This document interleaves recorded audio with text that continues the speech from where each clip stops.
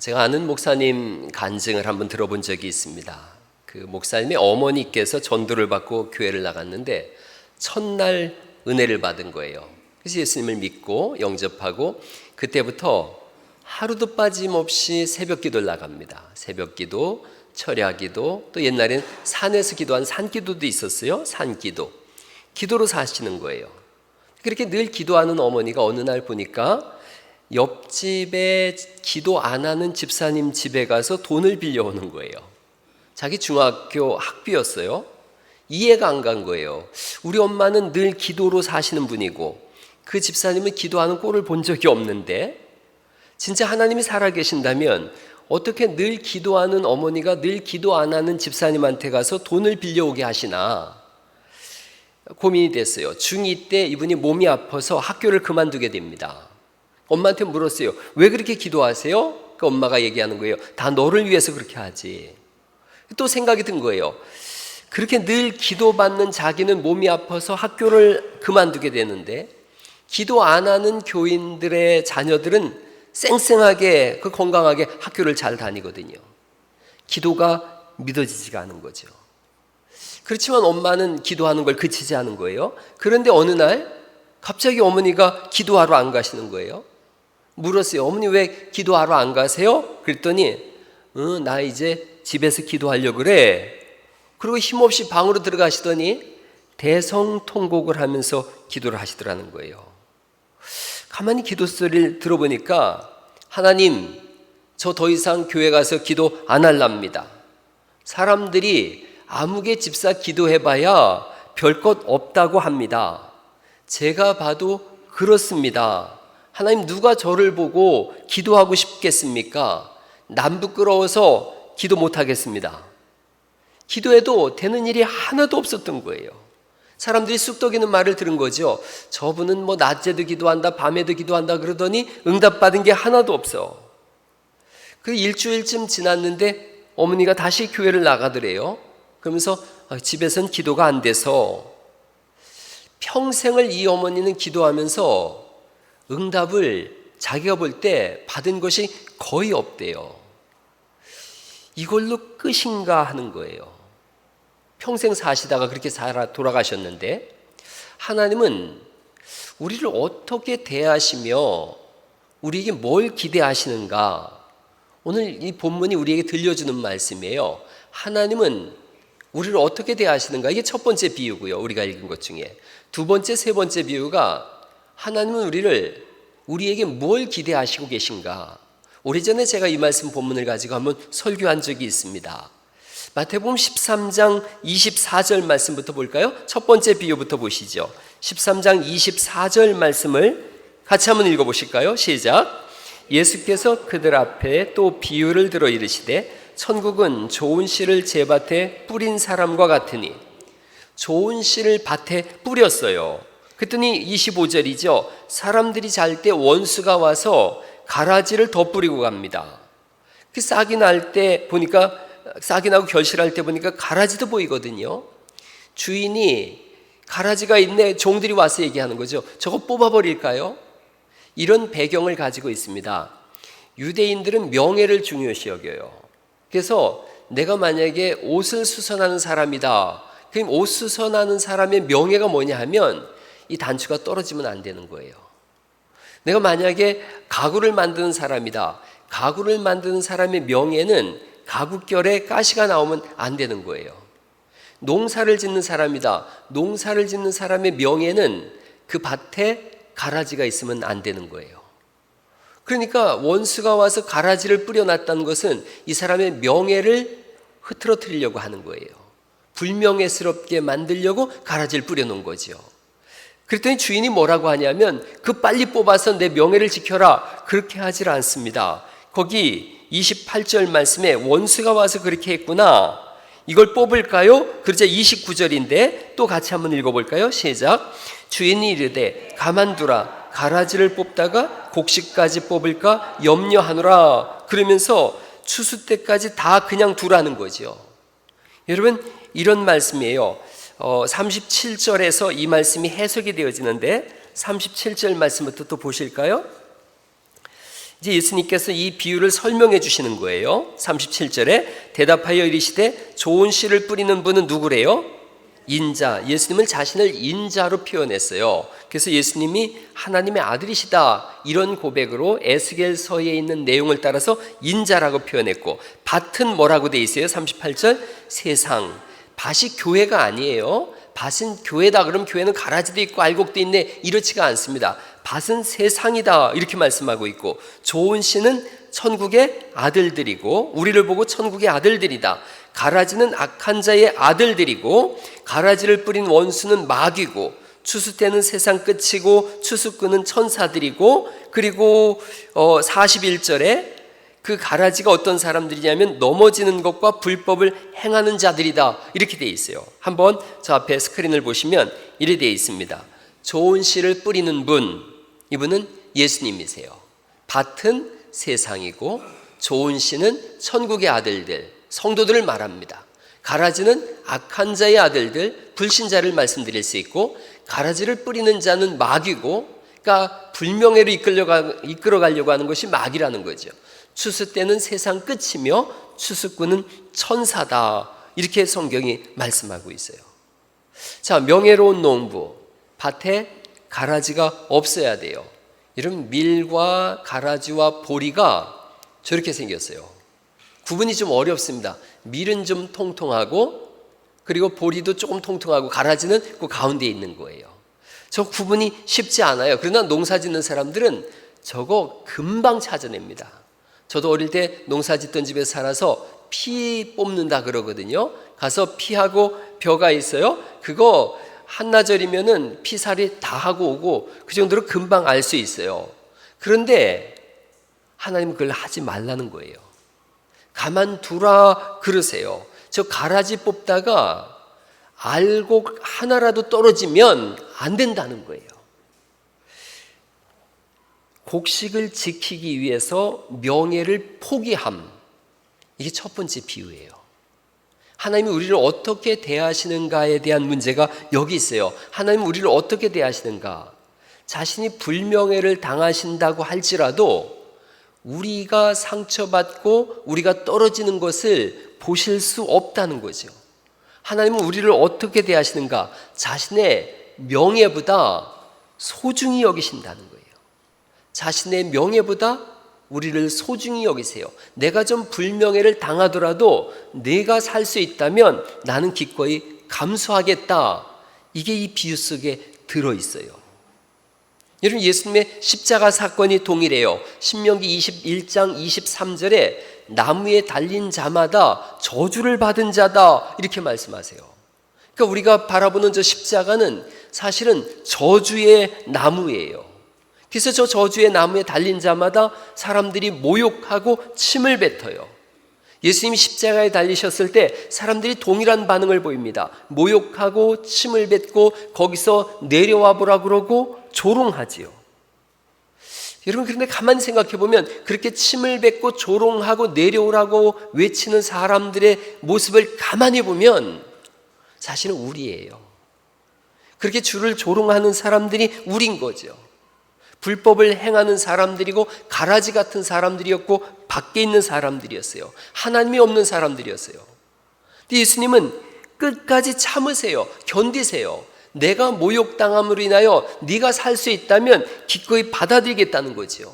그리고 끝내는 우리를 구원하신 줄 믿으시기 바랍니다. 하나님은 자신의 명예보다 우리의 생명을 더 귀히 여기세요. 그래서 성경이 표현하는 거예요. 하나님은 사랑이시다. 언제까지 참으시는가? 오늘 본문을 보니까 추수할 때까지라고 말씀하고 있어요. 추수할 때, 세상 끝이에요. 알곡과 가라지가 구분되는 때가 있더라는 거죠. 요즘 많은 목사님들도 그러고 그런 표현들을 많이 씁니다. 코로나19로 인해서 믿는 자와 믿지 않는 자가 구분되고 있다. 믿음을 가진 사람은 이런 때 더 주님 앞에 나아가는데 믿지 않는 사람들은, 믿음이 없던 사람들은 때는 이때다 그러고 주님 앞에 나오지 않는다는 거죠. 그렇게 보면 어찌 보면 지금이 추수 때일 수도 있다는 겁니다. 알곡과 가라지가 구별되는 그런 시간인 거예요. 13장 42절로 43절 말씀해 보면 이 알곡과 가라지가 가는 길이 다릅니다. 13장 42절 말씀 보실까요? 42절에 풀무불에 던져 넣으리니 거기서 울며 이를 갈게 되리라. 이게 가라지의 최후예요. 알곡의 마지막은 뭔가? 43절 말씀 읽어볼까요? 시작. 그때의 의인들은 자기 아버지 나라에서 해와 같이 빛나리라. 귀 있는 자는 들으라. 가는 길이 달라요. 여러분, 하늘나라에서 해처럼 빛나는 인생 될 수 있기를 간절히 바랍니다. 가라지, 하나님이 없다라고 하는 사람, 또 믿음이 없어서 주를 떠나간 사람들을 향해서 성경이 말씀하는 거예요. 풀무불에 던질 거다. 거기서 울며 이를 갈게 될 거다.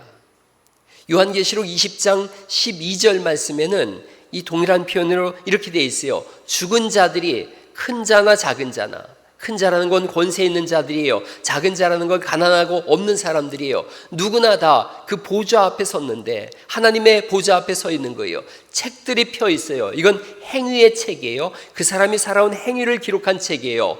또 다른 책이 펴졌는데 작은 책이 하나 있어요. 생명책이에요. 행위의 책과 생명책이 있는데 15절 말씀인데 같이 읽어보시죠. 시작. 누구든지 생명책에 기록되지 못한 자는 불못에 던져지더라. 그리스도 예수님을 영접하지 않음으로 인해서 그 생명책에 기록되지 못한 사람들은 불못에 던져질 거다. 우리 모두는 사실은 그 불못에 던져질 사람들이었어요. 예수님께서 십자가에서 우리를 품고 죽으심으로 인해서 불못에서 건져져서 영원한 하나님 나라로 옮겨진 줄 믿습니다. 이 일에 있어서, 이 구원의 역사에 있어서 하나님은 실수도 실패도 하지 않으시겠다는 거예요. 하나의 알도 떨어뜨리지 않겠다는 거예요. 한 사람도 잃어버리지 않겠다는 거예요. 요한복음 6장 39절에 예수님이 이 표현을 이렇게 말씀하세요. 나를 보내신 이의 뜻은 내게 주신 자 중에 내가 하나도 잃어버리지 아니하고 마지막 날에 다시 살리는 이것이니라. 한 알도 땅에 떨어지지 않게 하시는 줄 믿습니다. 자신의 명예보다 우리를 소중히 여기세요. 여러분, 우리는 명예 지키겠다고, 자존심 지키겠다고 얼마나 바락바락 하는지 몰라요. 조금만 명예의 상처를 입어도 견디지 못하는 걸요. 오래전에 나온 유명한 대사가 있어요. 영화 달콤한 인생이라고 있어요. 달콤한 인생. 이병헌과 이영철인가요? 거기 한번 봐봐요. 저 사람들. 이병헌입니다. 거의 뭐 저랑 방불하게 생겼다고 다들 그러던데.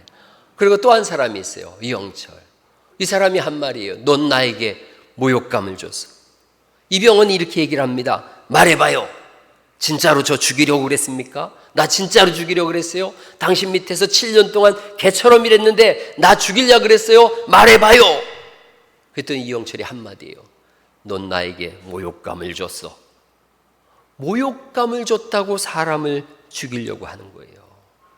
이게 우리의 모습이에요. 내 명예가 남의 생명보다 중요하게 여겨요. 그래서 명예를 잃으면 다 잃은 거라고 그렇게 가르치고 모욕을 당했다고 가서 죽여라 이러는 거예요. 또 자신의 명예에 상처를 입으면 생명도 버려요. 살다 보면 오해도 생기고 명예에 상처를 입는 때가 있어요. 그럼에도 불구하고 여러분, 사는 은혜가 있기를 간절히 바랍니다. 하나님은 자신의 명예를 버리시면서까지 우리를 살리려고 했어요. 그만큼 우리가 소중한 사람들이에요. 우리가 존귀한 사람들인 거예요. 서로를 바라보시면서도 그렇게 하나님이 우리를 바라보시는 것처럼 귀하게 여기는 은혜가 있기를 간절히 바랍니다. 살아보니까 사람보다 귀한 게 없어요. 귀하게 여기고 잘 참아주는 거예요. 하나님이 우리에게 그렇게 하신 것처럼. 제가 신학대학원을 졸업할 때 이제 마지막 종강 예배 때 평생 목회하시다가 한 15년 정도를 와서 가르친 교수님이 계셨어요. 그분이 이렇게 말씀하시더라고요. 내가 목회를 해봤다. 목회를 해봤는데 여러분이 나가서 목회를 하면 목사가 될 텐데 한 가지를 꼭 기억하라 그러더라고요. 그게 제 평생 목회에 지금까지 잘 지켜오는 건데, 목사가 되면 잘 참아야 된다. 하고 싶은 말 다 하고 살면 영혼을 잃어버릴 경우가 너무나 많다. 잘 참아라.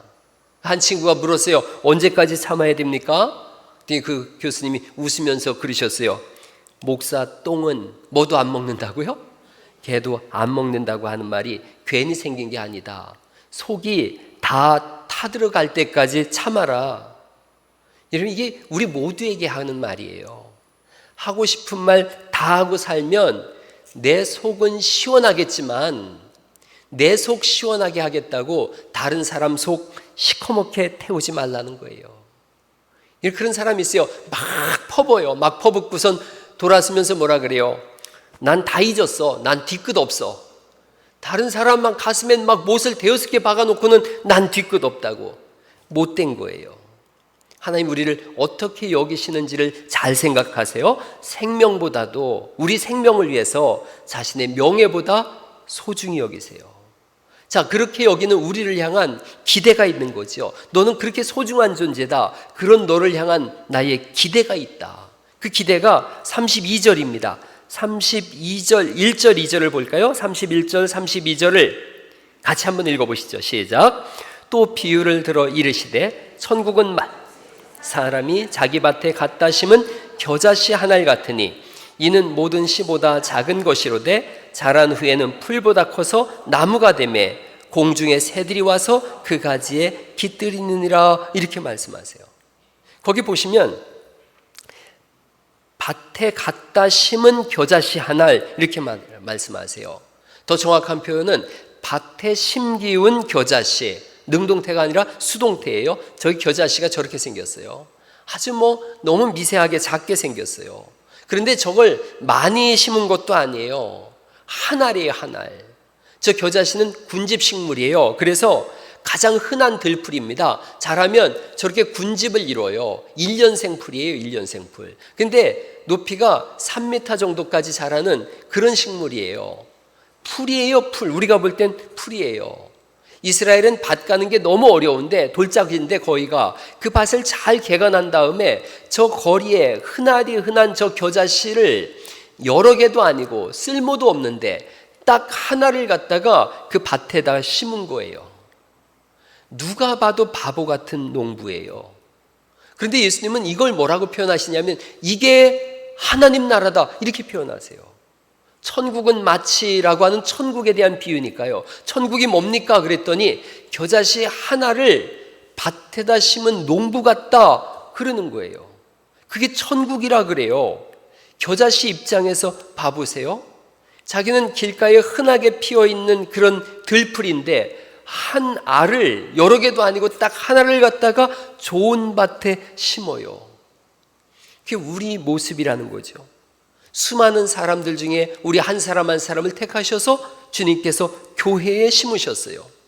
좋은 사람들이 얼마든지 있는데, 그래서 이게 하나님 사랑이고 하나님 나라라는 거예요. 볼품없는 겨자씨인데, 그런데 못나면 못날수록 더 귀히 여기더라는 거죠. 못나면 못날수록 손에서 놓을 수가 없는 거예요. 오래전에, 몇 년 전에 우리 교회 최상득 집사님이라고 계셨어요. 돌아가셨지요. 젊은 시절에 오토바이를 타다가 사고가 나서 반신불수가 됐어요. 평생 누워 계셨어요. 전동 휠체어 타고 계셨어요. 목회자 세미나 때 그 진눈개비가 막 내리는데 이분이 봉투 접은 돈 100만 원을 가지고 오셨어요. 진동 휠체어를 타고 다 젖은 채로 가져오셔가지고 목회자 세미나에 써라고 가져오셨어요. 진짜 눈물로 받았어요. 그 돈이 겨자씨가 돼서 목회자 세미나 잘했어요. 근데 그 집사님 어머니가 여러분 아시다시피 염순희 권사님이에요. 의식이 계실 때 제가 신방을 가면 늘 그러셨어요. 아들 때문에 못 죽는다고. 저 아들 죽음 날이 내 죽는 날일 거예요. 그러셨어요. 그러고서 의식을 잃고 요양병원에 누워 계셨어요. 근데 제가 요양병원에 자주 가서 기도해 드리는데 의식이 하나도 없어요. 그런데 그 아들 집사님이 돌아가시고 다 기억나시죠? 일주일 만에 그 권사님 돌아가셨어요. 제가 그걸 보면서 두 분은 하나님 나라에서 고통 없는 곳에서 영생할 줄을 난 믿는데 부모가 그런 거구나 생각했어요. 의식이 있든 없든 무의식 속에서도 그 부모는 자녀가 있구나. 자녀가 약하고 무능하고 못나면 못날수록 더 애달픈 거예요. 더 눈물을 흘리는 거예요. 더 가슴 졸이는 거예요. 그래서 그 자식 때문에 차마 숨기를 끊어놓을 수가 없는 거예요. 하나님은 오죽하시겠는가 하는 거예요. 우리를 지으시고 그 본체가 사랑이신 하나님이 오죽하시겠는가.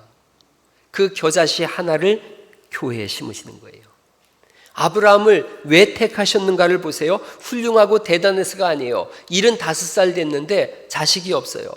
자식이 없다는 건 미래가 없다는 뜻이에요. 또 우상 섬기는 마을의 사람이에요. 자기 아버지는 가장 우상 섬기는 데 있어서 잘 섬기는 사람이에요. 그게 아브라함의 가정이에요. 별 볼 일 없는 사람이에요. 겨자씨 한 알 같은 사람이에요. 그랬더니 하나님이 그를 택하시는 거예요. 모세를 80살에 택하셨어요. 왜 택하셨나? 도망자예요. 노인이에요. 처가살이하고 있어요. 겨자씨 한 알 같은 거예요. 그래서 부르신 거예요.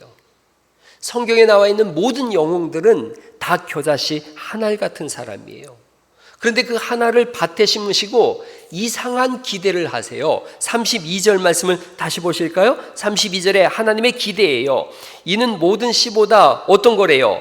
작다는 거예요. 그런데 자란 후에는 풀보다 커서 나무가 돼서 공중의 새들이 와서 그 가지에 깃들이느니라. 깃들인다라는 건 보금자리를 튼다, 둥지를 튼다, 이런 말씀이에요. 겨자씨는 1년생 풀이에요. 우리가 볼 땐 풀인데 나무가 된다 그러세요. 이 성경의 사람들은 나무와 풀을 구분할 때 씨를 심었을 때 씨가 싹이 나면서 풀잎, 그 잎이 먼저 나오면 무조건 풀이에요. 아무리 작아도 대가 먼저 나오면 나무라고 했어요. 그러니까 겨자씨는 대가 먼저 나오니까 나무예요. 그러나 우리가 볼 때는 들풀이지요. 2m, 3m 자라요. 모이서 군집식물이니까 모일 때 거기에 새가 둥지를 틀 수 있어요. 그런데 우리가 알고 있는 것처럼 한 알 심었잖아요. 새가 깃드는 게 불가능한 한 알이에요. 그런데 하나님께서 자라게 하실 거고 거기에 새가 깃들게 하겠다라는 거예요. 그게 하나님 나라예요. 아브라함 같은 사람, 모세 같은 사람, 에훗 같은 사람, 장애가 있고 왼손잡인데 그런 한 알을 심으셔서 새가 깃들고 쉼터가 될 수 있는 큰 사람이 되게 하겠다. 나무가 되게 하겠다. 겨자씨 너 작다고 하지만 작다고 너무 주눅들지 말라는 거예요. 너가 자라면 나무가 될 거다. 그리고 우리가 아는 것처럼 아브라함 그 겨자씨 같았던 그 한 사람은 민족의 조상이 되어졌고 모세는 이스라엘을 출애굽시키는 사람이 됐어요. 하나님이 우리를 여기 갈릴리 교회로 부르셨어요. 잘나서 부른 게 아니에요. 이런 교회에 삼불출이 있답니다. 교회 삼불출이 뭐냐면 나 돈 있어, 나 힘 있어, 나 배웠어. 이게 교회 삼불출이에요. 우리가 어떤 사람들인가 돈도 없고 배운 것도 없고 힘도 없어요. 겨자씨 한 알인걸요. 그런데 이걸 심으시고 기다리시면서 기대하시는 거예요. 수많은 사람이 와서 둥지를 틀고 쉼을 얻고 구원을 얻을 수 있는 나무가 되라, 나무가 되라. 그래서 나무가 된 겨자씨, 이런 사람 되라라는 거예요. 누룩의 비유도 똑같은 맥락이에요. 누룩은, 성경의 누룩은 오늘날 우리가 가루에다가 이렇게 넣어서 부풀리는 이스트가 아니에요. 빵 부스러기를 말려서 이걸 뒀다가 이걸 누룩으로 썼어요. 그러니까 발효되는데 3, 4일 걸려요. 전혀 효과적이지 않아요. 그런데 가루 서말에다가 누룩을 넣거든요. 가루 서말은 40리터 정도 되는데 100명이 먹을 수 있는 그런 빵을 만들 수가 있어요. 그 가루 서말에 40리터에 누룩을 넣어서 발효된다? 발효될 리가 만무해요. 밭에 겨자씨 한 알 심은 사람이나 누룩을 넣어서 가루 서말을 부풀리게 했다고 하는 사람이나 똑같이 바보예요. 그런데 하나님은 그 가루에다가 누룩을 넣고 기다리시는 거예요. 다 부풀리는 효과가 있도록 하겠다 기다리시는 거예요. 그리고 끝내는 가루 서말이 부풀리게 하겠다는 거예요. 세상이 볼 때는 바보스럽고 한심하지요. 그런데 결과는 우리가 알고 있어요. 끝내 나무가 되어졌고 끝내 가루 서말이 부풀어졌어요. 이게 하나님 나라예요. 이게 교회예요. 그리고 여기에 하나님의 의지가 있어요. 가루 서말, 아니 겨자씨 한 알, 볼품 없어요. 흔하디 흔한 거예요. 누룩은 부패의 상징이었어요. 죄의 상징이었어요. 우리의 모습이 누룩 같고 겨자씨 한 알 같다는 거예요. 하나님 나라에 들어갈 수 없는 사람들인 거예요. 그 누룩과 그 겨자씨가 이 성경시대의 말씀으로 드리면 죄인이고 세리고 창기고 나병 환자고 버림받은 사람들인 거예요. 고린도전서 1장의 표현을 빌리면 미련한 것들이고 약한 것들이고 천한 것들이고 멸시받는 것들이에요. 자랑할 것이 하나도 없는 사람들이에요. 그런 우리를 택하셔서 나무가 되게 하고 누룩을 가루 서말을 부풀리는 영향력 있는 사람이 되게 하겠다. 새가 깃들게 하고 세상을 바꾸는 사람이 되게 하겠다. 자기만 사는 것이 아니라 모두를 살게 하는 사람이 되게 하겠다. 하나님은 반드시 이 일을 증명해 내시겠다는 거예요. 서두에 기도에 응답이 없다고 했던 그 목사님의 어머니 이야기를 말씀드렸어요. 그 목사님은 목포 사랑의 교회 백동조 목사님이에요. 그 어머니에 대한 이야기예요. 그 백동조 목사님은 장애가 있어요. 그런데도 목포를 변화시키는 아주 중요한 일을 하는 목사님이에요.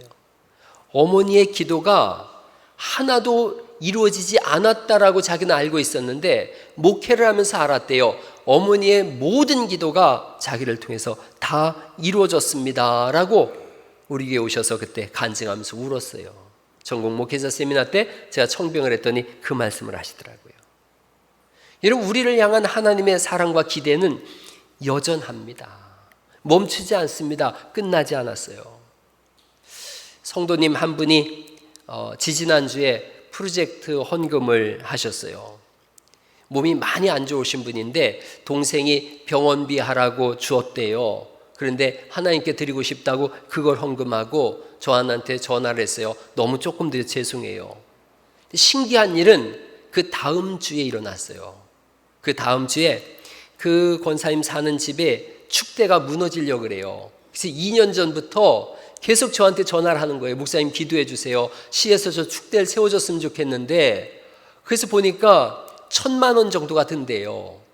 그래서 시에서 해주겠다 그랬나 봐요. 기도의 응답이다 생각을 했는데 다시 전화가 오기를 차가 들어오는 입구가 잡아서 축대 세우는데 1,000만 원, 그리고 일하는데 1,000만 원인데 시에서 1,000만 원이니 그 권사님한테 1,000만 원을 내라고 하더라는 거예요.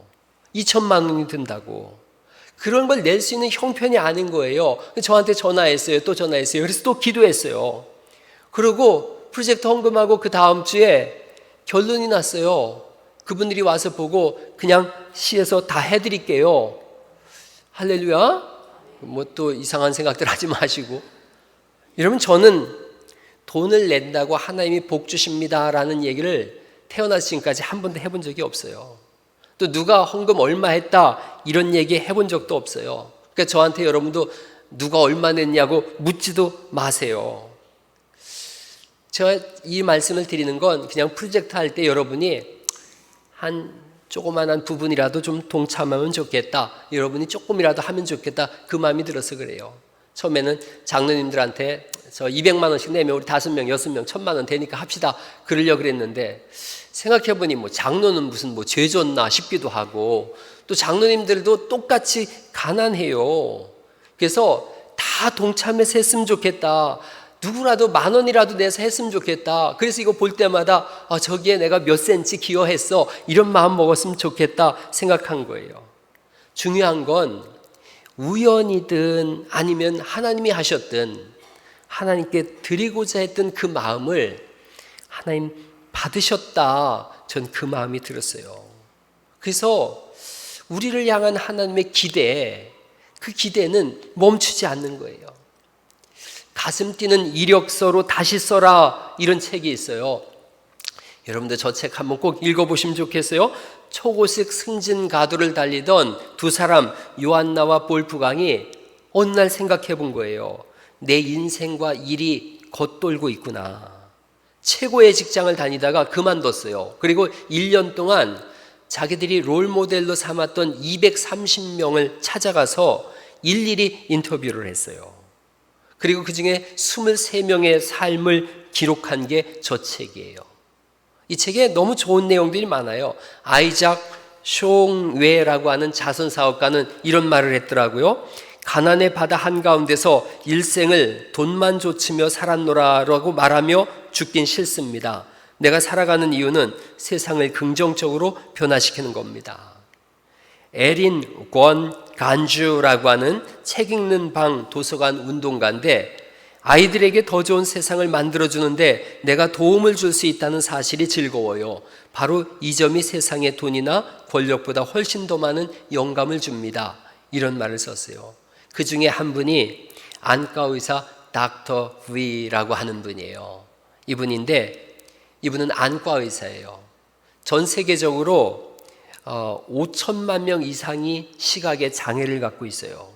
인도에만 1200만 명이 앞을 보지 못합니다. 근데 그 중에 80%는 정말로 어렵지 않게 치료가 가능하대요.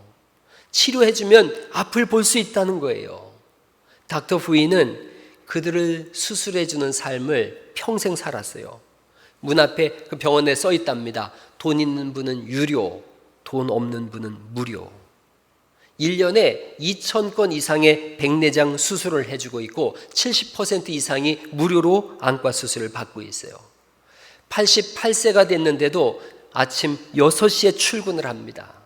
2009년도에 이분이 돌아가셨는데 죽는 날까지 수술을 했어요. 그 뒤를 이어서 출세의 문이 활짝 열려있는 젊고 실력 있는 의사들이 인도 마두라이로 달려가서 그 뒤를 이어요. 이들의 목표는 매년 100만 명이 개안 수술을 받는 거예요. 이분이 이런 말을 했어요. 나는 도움을 줄 수 있었고 그래서 그렇게 했습니다. 사람들이 고통받고 있는데 연금이나 받으면서 편히 쉴 수는 없지요. 오늘 말씀을 정리해 보죠. 우리는 겨자씨 같은 사람이에요. 우리는 누룩 같은 사람이에요. 별 볼 일 없는 사람인 것 같았는데 하나님이 심으셨어요. 그리고 우리를 하나님이 어떻게 대하시나 자신의 명예보다 소중히 여기세요. 우리에게 뭘 기대하시나 새들이 둥지를 트는 큰 나무, 세상을 변화시키는 누룩이 되기를 바라고 계세요. 그 시작이 오늘 될 수 있길 바랍니다. 오늘부터 그렇게 하면 되는 거예요. 다르게 살면 되는 거예요. 주님 의지하시고 새롭게 시작하시고 다시 시작함으로 인해서 어느 날인가 여러분을 볼 때에 저기 큰 나무가 있다. 저기 세상을 변화시키는 누룩이 있다. 그런 칭찬이 하늘로부터 오길 수 있기를 예수님의 이름으로 축원합니다.